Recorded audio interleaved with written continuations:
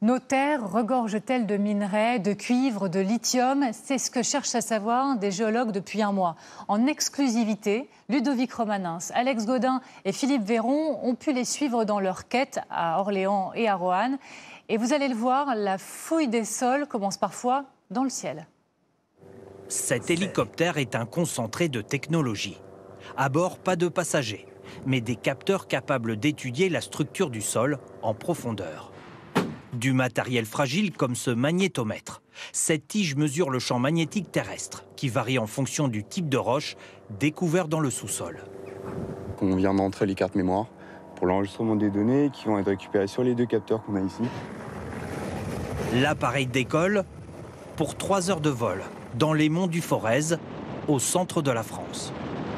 Un relief boisé et escarpé, difficile d'accès. Le pilotage est particulièrement délicat. L'appareil doit quadriller le sol de manière régulière. La qualité des relevés en dépend. On fait des va-et-vient à hauteur constante, on est toujours à 80 mètres sol, à vitesse constante, et donc on suit le relief comme ça sur des lignes qui font plusieurs kilomètres. Et voici la carte obtenue ce matin. Vous ne verrez pas une liste de minerais détectés, mais en rouge, des zones à fort potentiel. Pour en savoir plus, une deuxième analyse est nécessaire, au sol cette fois, avec ce que l'on appelle un gravimètre. C'est un instrument qui est délicat. Il scanne le sous-sol jusqu'à plus d'une centaine de kilomètres de profondeur. Chaque minerai a une signature particulière. Pour ce géophysicien, le potentiel est énorme et surtout méconnu. Ne pas savoir ce qu'on a sous les pieds, c'est ne pas avoir la chance de pouvoir l'exploiter un jour si on en a besoin. Donc c'est extrêmement important, effectivement, de mieux évaluer notre potentiel minier. Oui. Il faudra 5 ans pour cartographier en 3 dimensions les ressources minières françaises. Pour les aider, les géophysiciens disposent d'un trésor.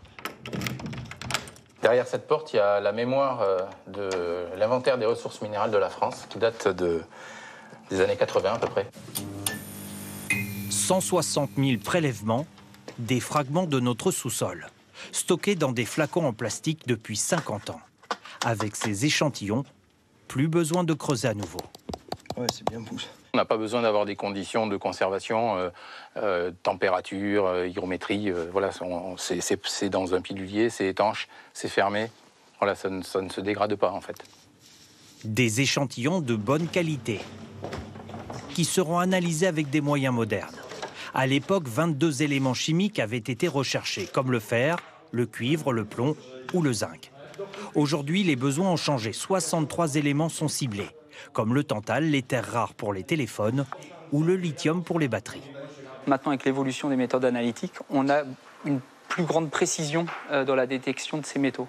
Donc ça va nous donner une meilleure cartographie pour identifier des zones favorables. Voici en avant-première les prémices de la toute nouvelle carte des minerais.